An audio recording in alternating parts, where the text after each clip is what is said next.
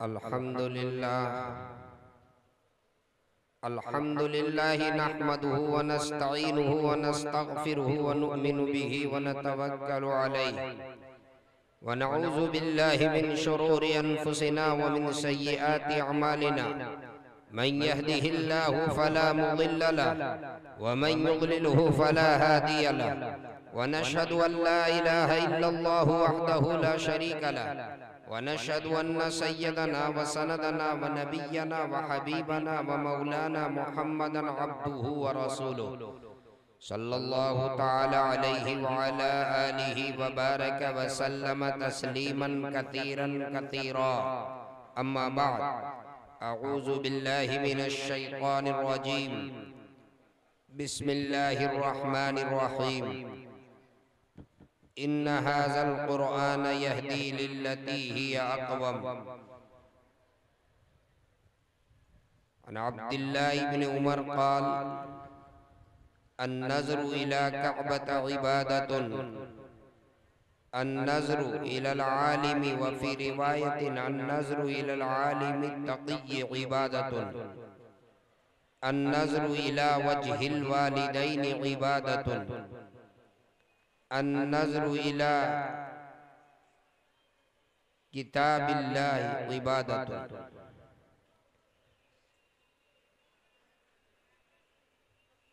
सदक़ल्लाहु मौलानल अज़ीम व सदक़ रसूलुहुन नबियुल करीम व नहनु अला ज़ालिका लमिनश शाहिदीन व शाकिरीन।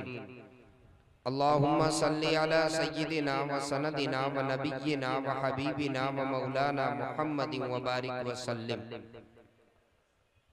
ज़ी वक़ार अज़ीमुल मर्तबत सदरे इजलास, स्टेज पे जलवा अफरोज मुअक्कर अकाबिर उलमाए किराम, हौसलों से लबरेज नौजवानाने इस्लाम, पर्दा नशी मेरी माओ और बहनों, आप हजरात काफ़ी देर से इस इजलास को समाअत फरमा रहे हैं। मुझसे कबल आज के इस जलसे के मेहमान खुसूसी आपके इस दयार और इस खित्ते के बहुत काबिल इल्मी शख्सियत हजरत मौलाना मुख्तार अहमद साहब कासमी मद्दज़िल्लहुल आली, उस्ताद हदीस व तफसीर मदरसा हुसैनिया लाल दरवाज़ा जौनपुर, जिनका खिताब आपने समाअत फरमाया। बड़ी मोहब्बतों के साथ मुझे हजरत हाफिज कारी गयासुद्दीन साहब दामत बरकातहुम मोहतमीम मदरसा अनवारुल उलूम ने बुलाया है। तकरीबन 3 महीने से वो मुझसे राब्ता करते रहे और दावत मुझे देते रहे कि एक मर्तबा आप मेरे यहाँ तशरीफ़ लाएं। सच्ची बात यह है, मैं बार बार उनसे माजरत करता रहा, लेकिन उनकी मोहब्बत, उनका खुलूस और उनके इसरार पर मैं सफ़र के लिए तैयार हुआ और जब मैं यहाँ हाजिर हुआ और उनसे मुलाकात हुई तो मुझे बहुत शर्मिंदगी हुई कि वो इतने अच्छे इंसान हैं, इतने बाइखलाक इंसान हैं कि उनकी पहली ही दावत पर मुझे लब्बैक कहते हुए हाजिर हो जाना चाहिए। अल्लाह रब्बुल इज़्ज़त हज़रत हाफिज़ कारी गयासुद्दीन साहब की उम्र में बरकत अता फरमाए और अल्लाह उनके खिदमात को कबूल फरमाए। हज़रात 12:15 बज रहे और 12 बजे रात के बाद तकरीर करना भी आसान नहीं है और सुनना भी आसान नहीं। आप में से कुछ लोग जा चुके हैं और कुछ लोग इस इंतजार में बैठे हैं कि ये हाफिज साहब कहाँ झारखंड से बुलाए हैं, जरा देख लेते हैं कि ये क्या बोलता है और कैसा बोलता है। अगर ठीक बोलेगा तो सुन लेंगे, और नहीं तो 10 मिनट में हम लोग भी चले जाएंगे। चेक करने के लिए भी कुछ लोग बैठे हुए हैं। माशाल्लाह अभी अबरार साहब ने बहुत अच्छा कलाम पेश किया। मुझे ऐसे मौके पर जब 12 बजे रात के बाद तकरीर करनी हो, एक लतीफ़ा याद आता है जिसे मैं सुनाया करता हूँ। हजरत मौलाना नदीम साहब कासमी जो जलसे की नज़ामत फरमा रहे हैं, माशाअल्लाह बहुत ही जी इस्तेदाद आलिम दीन है। मैं चाहूँगा कि हजरत भी मेरी इस्लाह के लिए स्टेज पे तशरीफ रखें। माशाअल्लाह एक मौके पर बहुत मशहूर ये लतीफ़ा है कि 3 शख्स का एक साथ सफर हो रहा था। उसमें से एक यहूदी था और दूसरा ईसाई था और तीसरा मुसलमान था। तीनों खाना खाने के लिए बैठे। रात का वक्त हुआ, खाने का वक्त, दस्तरखान लग गया, खाना रख दिया। इत्तिफाक से खाने की मिकदार एक आदमी के कद्र, और खाने वाले कितने थे? आप लोग जरा बोलिए ना, कितने थे? 3। अब सवाल यह है कि खाना कौन खाए? हाफिज साहब खाएं या अबरार साहब खाएं या उससे पहले जो एक और नात पढ़े वो खाएं? कौन खाए? खाना कितना है? एक आदमी के बराबर, और खाने वाले कितने हैं? 3। आपस में मशवरा हुआ और मशवरे में ये तय हुआ कि कोई ना खाए, तीनों में से कोई ना खाए। तीनों के तीनों बगैर खाए हुए सो जाए, और सोने के बाद जो सबसे अच्छा ख्वाब देखे, जो सबसे बेहतर ख्वाब देखे, वो सुबह उठकर खाना खा ले। कहा बहुत अच्छी बात है, तय हो गया। अब यहूदी भी सो गया और ईसाई भी सो गया, और मुसलमान जो था वो सोया नहीं, वो मटिया दिया। हमारे यहाँ एक कहावत है, आपके यहाँ है या नहीं मालूम नहीं, हमारे यहाँ है कि सोए हुए को जगाना बहुत आसान है, मटियाए हुए को जगाना बहुत मुश्किल है। मटियाए हुए को जगाना मास्टर साहब बहुत मुश्किल। मटियाया समझते हैं ना? तो यहूदी भी सो गया, ईसाई भी सो गया, और मुसलमान जो है वो सोया नहीं।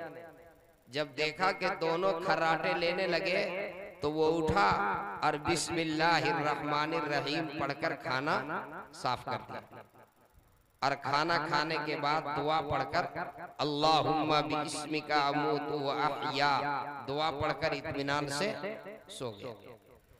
अब सुबह जब उठने की बारी आई तो सबसे पहले यहूदी की आंख खुली। उसने अपने बाजू में सोए हुए ईसाई को बेदार किया और कहा कि उठो, अरे भूख लगी है, जल्दी जल्दी अपना अपना ख्वाब बयान करो ताकि ये फैसला हो कि किसने अच्छा ख्वाब देखा है, फिर वो खाना खाए। तो ईसाई ने कहा कि इसको भी उठाओ, तीनों का ख्वाब बयान होगा तभी तो फैसला होगा। अब उसको उठाने लगे तो वो क्यों उठता? वो तो रात ही काम तमाम कर चुका था। वो मटिया दिया, वो मटिया दिया। इसने कहा अच्छा ऐसा करो, पहले हम ही लोग एक दूसरे को ख्वाब बयान करें, उसके बाद उससे पूछेंगे। तो सबसे पहले यहूदी ने अपना ख्वाब बयान किया।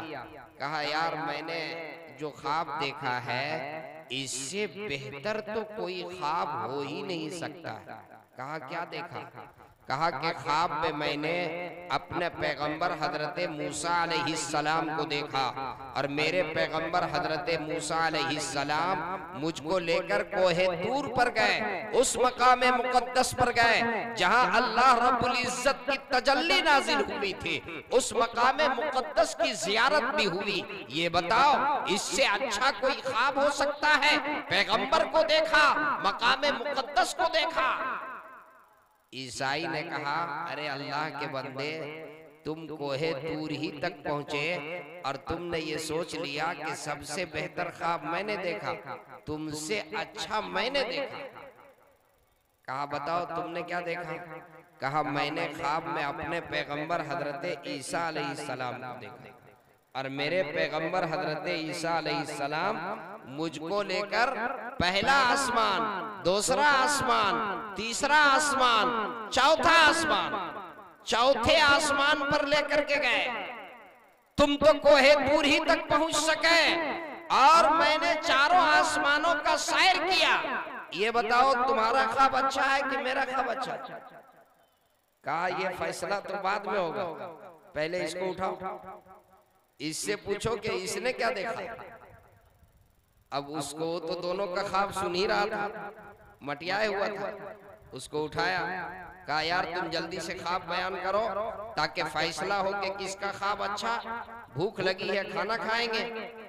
उसने कहा मैं क्या बताऊं, मैंने ऐसा ख्वाब देखा जो बयान करने के लायक ही नहीं। मेरा ख्वाब बयान करने के लायक ही नहीं। कहा अरे अल्लाह के बंदे, क्या ख्वाब देखा जो बयान करने के लायक नहीं? बयान करना पड़ेगा। कहा यार मैं क्या बताऊं, जब मैं सो गया पूरे तौर पे, जब नींद के आगोश में मैं पहुंचा तो मेरे पास दो फरिश्ते आए, एक सिरहाने के जानिब और एक पांव के जानिब। दोनों के हाथ में गुरुज था, दोनों की निगाहें सुर्ख थी। दोनों ने कड़कदार आवाज के साथ मुझे जगाया और ये कहा कि मरदूद, कमबख्त कहीं के, अल्लाह की नेमत रखी हुई है और बगैर खाए हुए सो रहा है। उठ मरदूद, पहले खाना खा, पहले खाना खाओ। अब मरता क्या ना करता, एक सर के जानिब सवार, दूसरा पांव के जानिब सवार, दोनों के हाथ में गुरुज। मजबूरन उठ करके यार रात ही में खाना खा लिया। यहूदी और ईसाई ने कहा अरे अल्लाह के बंदे, जब वो फरिश्ते तुमको खाना खाने के लिए मजबूर कर रहे थे तो हम लोग कहीं दूर में सोए हुए थे, दाएं बाएं में थे।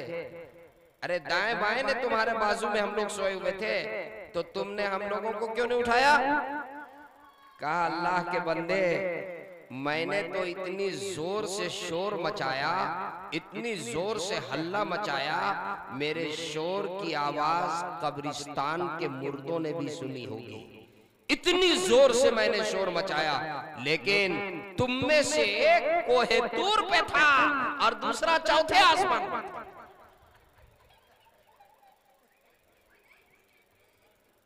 तो कोहे तूर पर पहुंचकर, चौथे आसमान पर पहुंचकर तकरीर सुनिएगा तो तकरीर समझ में नहीं आएगी, और जमीन पर बैठकर सुनिएगा तो इंशाअल्लाह बात समझ में आएगी। अब 12:30 बजने वाला और कारी साहब ने मुझको बुलाया है तो मैं तो तकरीर करूंगा।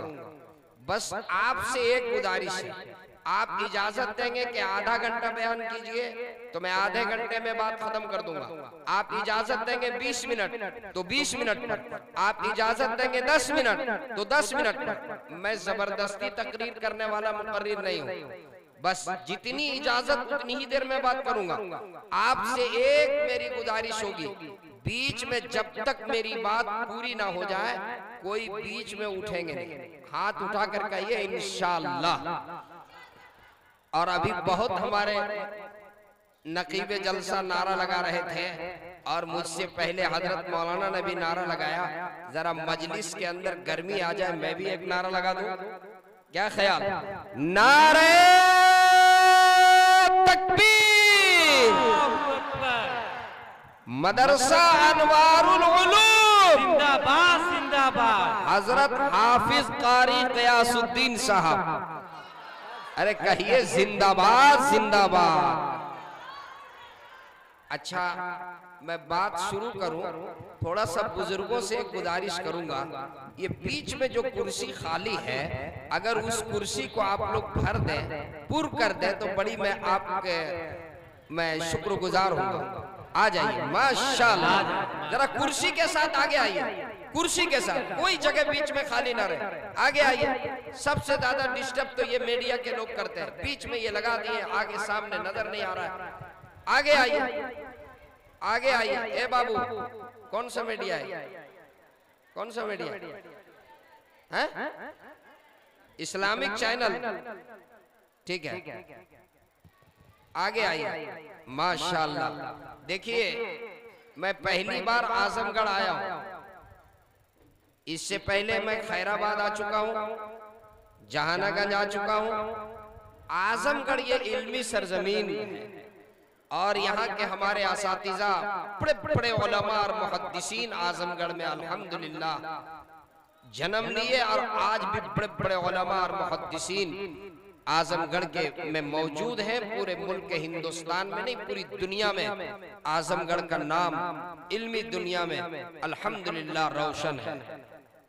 मुझे उम्मीद है कि जहाँ इतने बड़े बड़े उलमा और इतने बड़े बड़े बड़ी शख्सियतें हैं, मुझे उम्मीद है कि वहाँ के लोग भी बहुत तहजीब याफ्ता होंगे।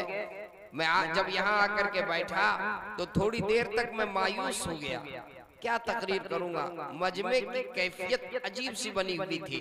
लेकिन अब मुझे खुशी हुई कि नहीं, माशाल्लाह मजमा जिंदा है।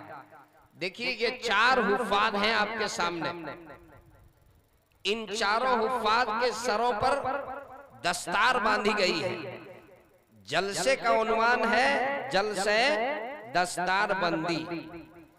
इस जलसे की निस्बत है कुरान करीम से, तो मैं गुफ्तगू भी यहीं से शुरू करूंगा। कुरान ये अल्लाह की किताब है, किताबुल्लाह और कलामुल्लाह। कुरान अल्लाह की किताब भी है और अल्लाह का कलाम भी है। कुरान के अलावा जो और आसमानी किताबें हैं, तौरात, ज़ुबूर, इंजील, ये किताबुल्लाह है, कलामुल्लाह नहीं है। और सुनिए, तौरात ये किताब के शक्ल में आई, ज़ुबूर ये किताब के शक्ल में आई, इंजील ये किताब के शक्ल में आई। कुरान किताब की शक्ल में नहीं आया। तौरात किताब के शक्ल में आई, ज़ुबूर किताब के शक्ल में आई, इंजील किताब के शक्ल में आई। बाद में ये बिखर गई, बाद में ये बिखर गई। कुरान किताब की शक्ल में नहीं आया, कभी एक सूरत, कभी एक आयत, कभी सूरत का एक हिस्सा, कभी छोटी सूरत, कभी उसका एक हिस्सा बिखर कर आया। लेकिन ऐसा जुड़ा, अब कयामत तो आ सकती है, कोई उसे अपनी जगह से अलग नहीं कर सकता। कुरान ये किताबुल्लाह भी है, कलामुल्लाह भी है। मुझे याद आया, अल्लामा उकाड़वी रहमतुल्लाहि अलैह की नकल करदा एक रिवायत, यूरोप में एक वेलफेयर सोसाइटी ने एक मौके पर एक बैनल मज़ाहिब कॉन्फ्रेंस मुनक्किद की। मुख्तलिफ मज़ाहिब के लोगों को बुलाया, उसमें एक यहूदी को बुलाया, एक ईसाई को बुलाया और एक मुसलमान पेशवा को बुलाया। ये तीन ही को क्यों बुलाया? इसलिए बुलाया इन्हीं तीनों को कि इन तीनों का ये दावा है कि मेरा मजहब आफाकी है। मजहब वो कहलाता है जो आफाकी हो, आसमानी हो। इन तीनों का ये दावा है, इसलिए इन्हीं तीनों को बुलाया ताकि आपस में झगड़े खत्म हो और तीनों से सुने। 2 जज मुतय्यन हो गए, तीनों पेशवाओं को बुलाया और सबसे पहले यहूदी से पूछा, ये बताओ मजहब तो वो कहलाता है जो किसी पैगंबर के तरफ मंसूब हो। ये बताओ तुम्हारा मजहब किस पैगंबर के तरफ मंसूब है? यहूदी ने कहा कि मेरा मजहब हजरत मूसा अलैहिस्सलाम के तरफ मंसूब है, वो अल्लाह के पैगंबर गुजरे हैं। ईसाई से पूछा ये बताओ तुम्हारा मजहब किस पैगंबर के तरफ मंसूब है? कहा मेरा मजहब हजरत ईसा अलैहिस्सलाम के तरफ मंसूब है, वो पैगंबर गुजरे हैं। मुसलमान से पूछा बताओ तुम्हारा मजहब किस पैगंबर के तरफ मंसूब है? कहा मेरा मजहब जनाब मोहम्मदुर रसूलुल्लाह सल्लल्लाहु अलैहि वसल्लम के तरफ मंसूब है, वो अल्लाह के पैगंबर। उसके बाद जज ने एक सवाल किया, ठीक है बात समझ में आ गई, अब ये बताओ कि इस वक्त किसका दौर चल रहा है, किस पैगंबर का दौर चल रहा है? यहूदी ने कहा कि हमारा दौर चल रहा है। ईसाई ने कहा जी नहीं हमारा दौर चल रहा है। मुसलमान ने कहा जी नहीं हमारा दौर चल रहा है। जज ने कहा कि दावा बगैर दलील के नहीं, दावे के लिए दलील चाहिए। पैगंबर आए, पैगंबर आए, पैगंबर दुनिया से रुखसत हुए, अगर उनके साथ उनका मौजज़ा भी रुखसत हो गया तो फिर उनका दौर भी रुखसत। और अगर पैगंबर आए मौजज़ा रुख उनके लेकर के आए और पैगंबर के साथ मौजज़ा रुखसत नहीं हुआ तो उनका दौर बाकी है। अब बताओ हजरत मूसा अलैहिस्सलाम के आसा अगर आज मिल जाए तो समंदर में दरिया बन सकता, समंदर पे रास्ता बन सकता है। यहूदी खामोश हो गए, यहूदी खामोश हो गया, ईसाई भी खामोश हो गया। मुसलमान उन्होंने कुरान करीम को हाथ में लिया और कहा कि जज साहब ये मेरे पैगंबर पे नाजिल शुदा कुरान है, ये मेरे पैगंबर का मौजज़ा है, ये कल भी मौजज़ा था, ये आज भी मौजज़ा है, ये कल भी असर रखता था, ये आज भी असर रखता है, ये कल भी तासीर रखता था, ये आज भी तासीर रखता है, ये कल भी दिलों को निखारता था, ये आज भी दिलों को निखारता है, ये कल भी दिलों को संवारता था, ये आज भी दिलों को संवारता है, ये कल भी दिलों को बदलता था, ये आज भी दिलों को बदलता है। कल भी इसके पढ़ने वाले लाखों थे, आज भी इसके पढ़ने वाले लाखों हैं। कल भी इसके हुफ्फाज करोड़ों थे, आज भी इसके हुफ्फाज करोड़ों हैं। कल भी इस किताब की हिफाजत हो रही थी, आज भी इस किताब की हिफाजत हो रही है और सुबह क़यामत तक के इस किताब की हिफाजत होती रहेगी, इसलिए कि ये मेरे नबी का मौजज़ा है, ये कल भी मौजज़ा था, ये आज भी मौजज़ा है और सुबह क़यामत तक ये मौजज़ा रहेगा।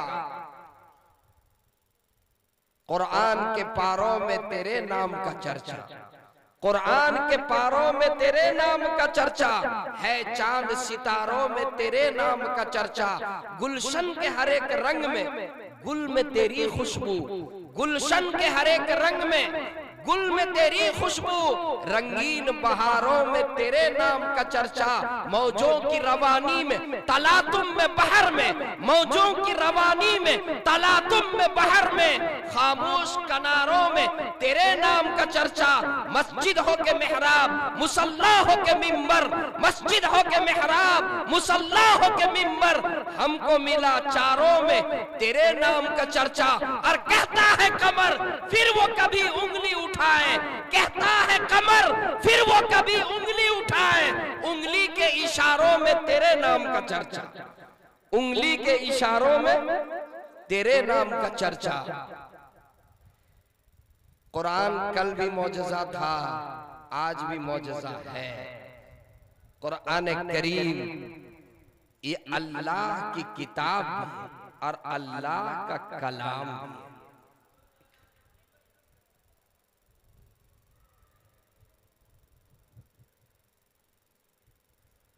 अगर अब आप इजाजत दें तो थोड़ी सी इसकी तफसील में बयान करूं, इजाजत है?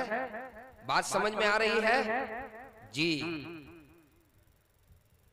देखिए जितने पैगंबर आए अल्लाह पाक ने तमाम पैगंबरों को उनकी नबूवत की तस्दीक के लिए मौजज़ा अता फरमाया।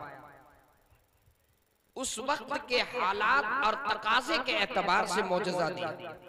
हजरत मूसा अलैहिस्सलाम जब तशरीफ लाए, उस वक्त जादूगरी का दौर था।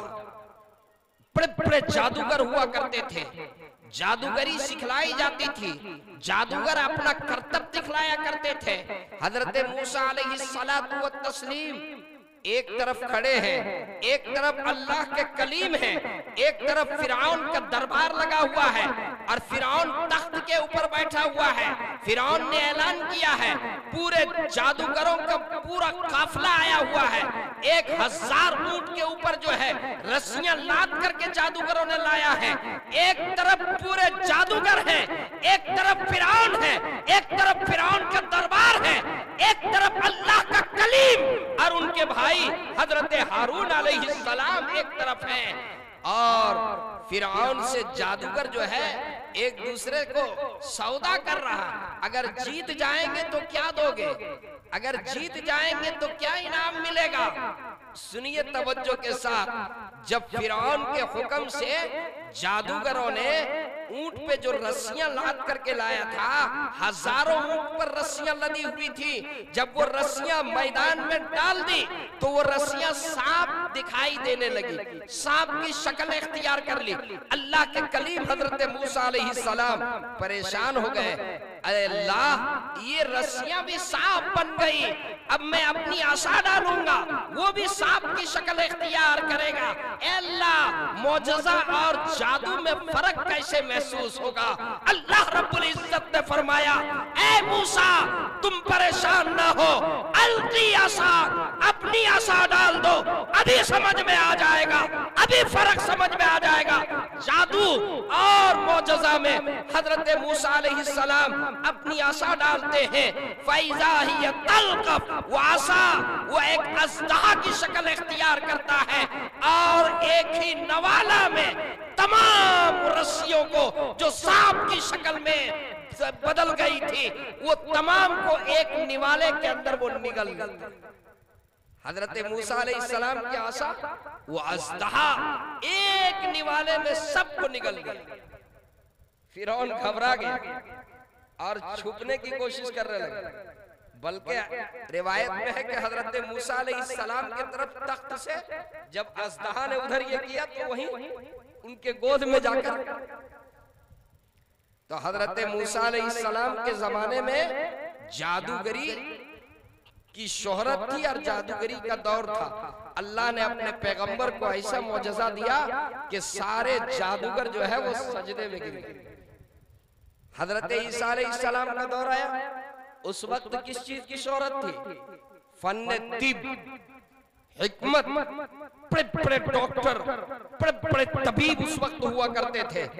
अल्लाह ने हजरत ईसा अलैहिस्सलाम को ऐसा मौजज़ा दिया कि सारे डॉक्टर और हकीम हैरान रह गए। क्या मौजज़ा दिया? मादर जाद नाबीना। हजरत ईसा अलैहिस्सलाम उन पे हाथ फेर देते तो उनको बीनाई वापस आ जाती। है कोई डॉक्टर जो नाबीना पैदा हुए हो उनकी बीनाई वापस कर दे? बर्स का मरीज, कोढ़ का मरीज, उनको शिफा मिल जाती। अच्छा, अगर कोई कहे कि हो सकता है डॉक्टर इसको भी कर दे, लेकिन ये बताइए मौत इसका इलाज किसी के पास है? मुर्दे को कोई जिंदा कर सकता है? कुम बिइज़्निल्लाह व उहयिल मौता। खुद हजरत ईसा अलैहिस्सलाम की जुबान से अल्लाह कहलवाते हैं, मैं अल्लाह के हुक्म से मुर्दों को जिंदा कर देता हूं। तमाम उस जमाने के जितने डॉक्टर और तबीब और हुक्मा थे, हजरत ईसा अलैहिस्सलाम के मौजज़े के सामने सब शिशदर हैरान। अब बारी आई, अब नंबर आया। मेरे पाक पैगंबर, मेरे आका तख्त तख्तो ताज वाला, हुस्नो जमाल वाला मेरा पैगंबर, हुस्नो जमाल वाला पैगंबर, तख्तो इकबाल वाला पैगंबर, बख्तो इकबाल वाला पैगंबर, मेरा पैगंबर, खातमुन नबिय्यीन पैगंबर, रहमतुल लिल आलमीन पैगंबर, शफीउल मुज़नबीन पैगंबर, राहतुल लिल आशिकीन पैगंबर, हादी आलम पैगंबर, हादी सुबल पैगंबर, इमामुल अंबिया पैगंबर।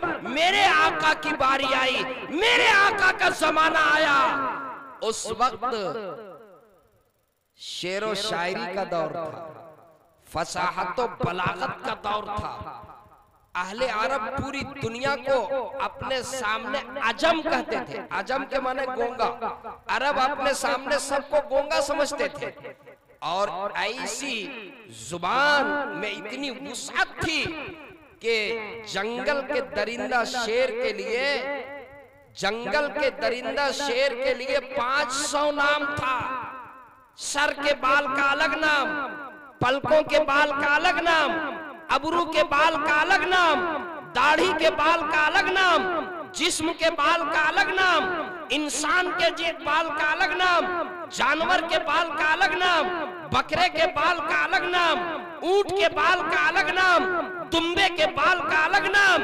उठाइए लिसानुल अरब, उलमा स्टेज पर बैठे हुए हैं, पूछिए, लुगत की किताब को पढ़िए, उठाइए लिसानुल अरब। दुख, दर्द, गम, तकलीफ, इसके लिए 4000 नाम थे। कितने नाम थे? 4000 नाम। और सुनिए जुबान की ताकत। हजरत जरा सी इल्मी गुफ्तगू हो गई, चूंकि ये आजमगढ़ है और उलमा स्टेज पर बैठे हुए हैं। सुनिए जुबान की ताकत, फसाहत और बलागत की ताकत और जुबान की वुसअत को जरा सुनिए। दो कौम में झगड़ा हो, दो कौम में झगड़ा हुआ, वो दोनों फैसला करने के लिए आए बादशाह के दरबार में। बादशाह का दरबार लगा हुआ है, दोनों कौम बादशाह के पास आए। दोनों की तरफ से वकील अलग अलग। एक कौम की तरफ से जो वकील बनकर के आया था उसका नाम था हारिस बिन हिल्लिजा। क्या नाम था? हारिस बिन हिल्लिजा। इसको बर्स का मर्ज था, बर्स का ये मरीज था। हारिस बिन हिल्लिजा को जब बादशाह ने देखा तो कहा कि सुनो, इसके चेहरे को देखने के बाद मेरी तबीयत मतला रही है, मेरी तबीयत खराब हो रही है, इसलिए ये अपने मुकद्दमे की पैरवी करे। इससे पहले मेरे और इसके दरमियान एक चादर लगा दो, पर्दा करो, पर्दे के पीछे से ये मुकद्दमे की पैरवी करेगा। हारिस बिन हिल्लिजा ने जब बादशाह का ये फरमान सुना तो परेशान हो गया कि मेरे हक में फैसला क्या करेगा जब मुझे देखना पसंद नहीं कर रहा। मेरे हक में फैसला क्या करेगा? मेरा चेहरा देख करके इसकी तबीयत बिगड़ रही है, इसको मतली आ रही है, इसको उल्टी आ रही है, तो ये मेरे हक में फैसला क्या करेगा? हारिस बिन हिल्लिजा ने अपने दिल में कहा, ए हारिस, आज तुम्हारे पास अगर कोई चीज है तो वो जुबान है। आज जुबान की ताकत तुम्हें मनवानी है, बस जुबान की ताकत के जरिए से तुम फैसला अपने हक में करवा सकते हो। हारिस बिन हिल्लिजा की बारी आई, वो मुकद्दमे की पैरवी शुरू करते हैं। 1 शेर, 10 शेर, 20 शेर, 30 शेर, तकरीबन 70 शेर कह दिया।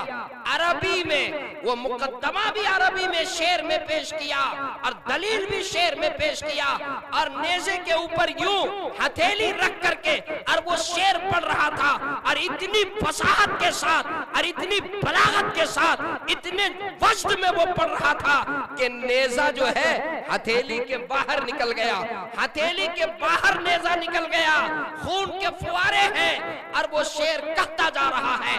फसाहत और बलागत से लबरेज होकर के वो मुकद्दमे की पैरवी करता चला जा रहा है। जब बादशाह ने उसकी जुबान की फसाहत और उसकी बलागत और उसके अशार को सुना तो बादशाह ने कहा कि सुनो, फैसला बाद में होगा, पहले चादर हटाओ और दस्तरखान बिछाओ, उसको मेरे सामने बैठाओ, मेरे सामने बैठ करके खाना पहले खाएगा, फैसला बाद में होगा। हारिस बिन हिल्लिजा अभी थोड़ी देर पहले उसके चेहरे को देखना पसंद नहीं कर रहा था। क्या कहा? पर्दा लगा दो, पर्दा लगाओ। लेकिन जुबान का कमाल ये था, जब उसने गुफ्तगू की तो कहा चादर हटाओ और उसको मेरे सामने बैठाओ। वो दौर था फसाहत और बलागत का। उस वक्त मेरे आका दो जहां के सरदार अहमद मुस्तफा मोहम्मद मुस्तफा सल्लल्लाहु अलैहि वसल्लम तशरीफ लाए और कुरान करीम मेरे आका पर नाजिल हुआ। क्या नाजिल हुआ?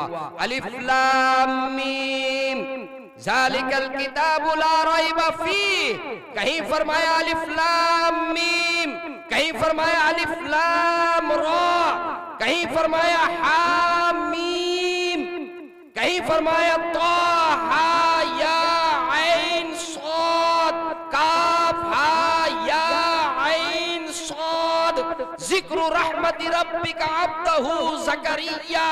कहीं फरमाया ताहा मा अंज़लना अलैकल कुरान लितश्क़ा। कहीं फरमाया यासीन वल कुरानिल हकीम।